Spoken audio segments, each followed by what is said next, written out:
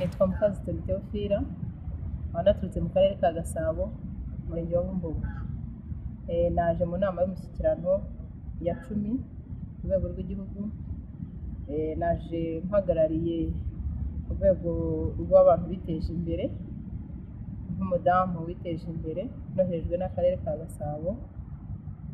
Nkaba nishimira rero ejo ku munsi wa mbere ku itariki 13 mu nama y'umushyikirano hari byiza byagezweho, hari byinshi twagezweho, bungurana ibitekerezo bitandukanye, ariko by'umwihariko ikintu cyashimishije gikuru ni uko umunyarwanda akwiye kwihesha agaciro kandi yigira. Nk'uko ari mu nsanganyamatsiko yabyo y'umushyikirano, icyo cyarushijeho kumva ko umunyarwanda akwiye guharanira kwigira by'ukuri.